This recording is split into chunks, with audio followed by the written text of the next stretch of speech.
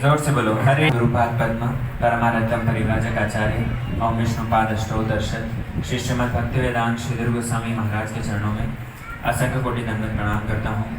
परम गुरुदेव वर्ग नित्य लीला प्रविष्टों विष्णुपाद अष्टो दर्शन श्री श्रीमद् भक्ति वेदांत श्री नारायण गोस्वामी महाराज नित्य लीला प्रविष्टों विष्णुपाद अष्टो दर्शन श्री श्रीमद् भक्ति स्वरूप सिद्धांति गोस्वामी महाराज सपरकर श्रील भक्ति सिद्धांत सरस्वती ठाकुर प्रभुपाद समेत समस्त रूपानु गुरु परंपरा से युक्त हों उपस्थित श्रीपाद कमल प्रभु जी, श्रीपाद जी कृष्ण प्रभु जी, अन्य समस्त वैष्णव वैष्णवी गुरु भाई गुरु बहन लोग सभी के चरणों में मेरे अथाई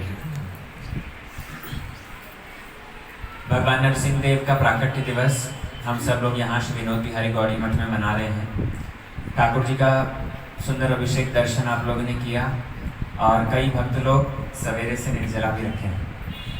तो सबके मन में तो है जल्दी जल्दी कथा विश्राम हो तो प्रसाद चरणामृत मिले, है ना। 8 बजते चले हैं हम। संक्षिप्त में देखो, प्रहलाद महाराज श्री नरसिंह देव का जो चरित्र है ये बहुत विस्तार है, इतना विस्तार कि श्रीमद और इतना महत्वपूर्ण विस्तार होने के साथ साथ महत्वपूर्ण कितना है कि स्वयं हमारी पूरी गुरु परंपरा ने इस चरित्र को बार बार पुनरावृत्ति करके और एक आदर्श भक्त के मन का जो चरित्र है उसके जीवन में ढालने की शिक्षा दी है। जिस समय प्रहलाद महाराज की बहुत सारी शिक्षाएं हैं, है ना। समय संक्षिप्त है तो क्या क्या कहेंगे। प्रहलाद महाराज ने अपने पिताजी को जो शिक्षाएं दी है वो कुछ एक विस्तार है। प्रहलाद महाराज ने गुरुकुल में रहते वक्त अपने बच्चों को, अपने सहपाठियों को, मित्रों को जो शिक्षा दी थी वो एक शिक्षणीय प्रसंग है।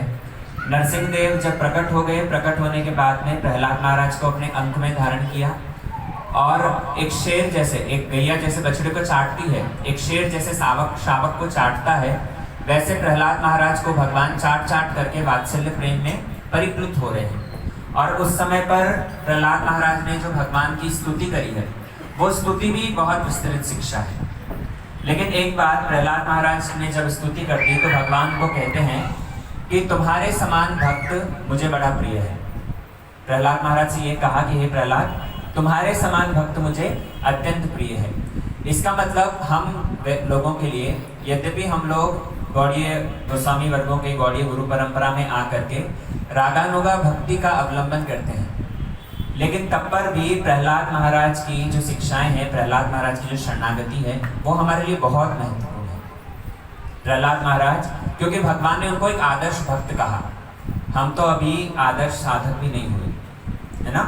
हम अभिमान लेकर के केवल मात्र बैठे रहते हैं कि 20 साल से 30 साल से भजन कर रहे हैं, गुरु पदाश्रय ग्रहण कर लिया, लेकिन हम एक आदर्श साधक भी नहीं हुए। प्रहलाद महाराज जो कि एक आदर्श भक्त हैं, उन भक्त का जैसा हमें पहला बनना पड़ेगा, तब जा करके हम लोग रागानुगा भक्ति में अवलंबन कर सकते हैं। भक्ति विनोद ठाकुर ने इसी बात को कहा कि विधि मार्ग रट जने स्वाधीनता रत्नदाने राग मार्ग करान प्रवेश। राग मार्ग रागानुगा भक्ति की बातें हम सुनते हैं। भागवत मतलब इससे पूछो तो दशम स्कंद, कृष्ण कथा, कृष्ण चरित्र, कृष्ण जन्म होगा, कृष्ण की बधाई होगी, कृष्ण का रास नृत्य होगा, ये सारा भागवत है। लेकिन भागवत उससे पहले की बातें जो है उससे भी हमें समझना पड़ेगा। दशम स्कंद से पहले जो 9 स्कंद में वेदव्यास जी ने सब कुछ बतलाया है, पहले उसे जब हम अनुप्राणित करेंगे तब जाकर के दशम स्कंद में प्रवेश संभव है। और प्रहलाद महाराज जो सप्तम स्कंद में उनकी कथा आती है, वो प्रहलाद महाराज जैसा आदर्श भक्त स्वयं भगवान कह रहे हैं, नरसिंह देव कह रहे हैं कि तुम्हारे समान भक्त मुझे प्रिय है। तो प्रहलाद महाराज का चरित्र कितना महत्वपूर्ण होगा, विचार करो। प्रहलाद महाराज का चरित्र श्रील प्रभुपाद, समस्त गुरु प्रभुपाद के विषय में सुनते हैं। भक्त सिद्धांत सरस्वती ठाकुर प्रभुपाद ने 108 बार इसको बार पाठ करके और भक्तों को शिक्षा दी। स्वयं चैतन्य महाप्रभु, गुरुवर्गों की तो बात छोड़ो, चैतन्य महाप्रभु जिस समय पर रहते थे गंभीरा में, पुरी में, तो हर रोज छोटा गोपीनाथ गदाधर पंडित के पास में जाते थे कथा सुनने, और 100 बार ध्रुव महाराज, प्रहलाद महाराज की कथाएं स्वयं नरसिंह देव सुनते थे, स्वयं चैतन्य महाप्रभु श्रवण कर रहे हैं। तो कितना महत्वपूर्ण होगा, इसी से अनुमान लगा दो। और हम लोगों को प्रहलाद महाराज की शिक्षाओं में अनुप्राणित होना ही पड़ेगा।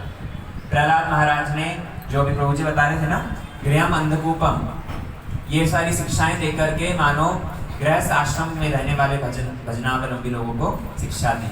और जब बच्चों को शिक्षा दे रहे हैं तो बच्चों को शिक्षा देने के माध्यम से मानो जो लोग त्यागी हैं उनको शिक्षा दे रहे हैं। वैसे तो प्रहलाद महाराज की शिक्षाएं जनसाधारण के लिए, सभी के लिए ही है, लेकिन तब पर भी प्रहलाद महाराज जब बच्चों को बतलाते हैं, कौमार आचरेत प्राज्ञो धर्मान भागवतानिहं दुर्लभम मानुषम देहम तदप्य अध्रुवम अर्थतम, कि प्रहलाद महाराज कहते हैं कि भजन करना चाहिए 5 वर्ष की अवस्था से।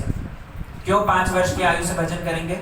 क्योंकि 5 वर्ष की छोटी आयु में जब भजन का संस्कार पड़ता है और वो संस्कार लेते लेते लेते लेते जब बड़े होते हैं तो बड़े होते होते परिपक्व हो जाते हैं भजन के अंदर। लेकिन अगर बचपन से भक्ति भजन का अभ्यास नहीं किया तो बूढ़े होने के बाद में मानो गुरुपद आश्रय कर भी लिया, तब भी हमारा अपना जो अभ्यास पड़ा हुआ है वैसा ही करेंगे। कैसा करेंगे? बोले नरसिंह चतुर्दशी है, मठ जाना है, चलो चले जाएंगे। कब जाएंगे? अभिषेक तो 7 बजे होना है, 7 बजे चले जाएंगे। उससे पहले ठाकुर जी के, गुरुवर्गों की, वैष्णव के जो कीर्तन हो रहे हैं हमको उससे कोई लेना देना नहीं। होगा अभिषेक होगा, थोड़ी हरिकथा सुननी है, सुनेंगे, कुछ गई कानों में कुछ नहीं गई। ये प्रवृत्ति ये कैसे आ रही है हमारे अंदर? क्योंकि बचपन से हरिकथा सुनने का अभ्यास बनाया नहीं।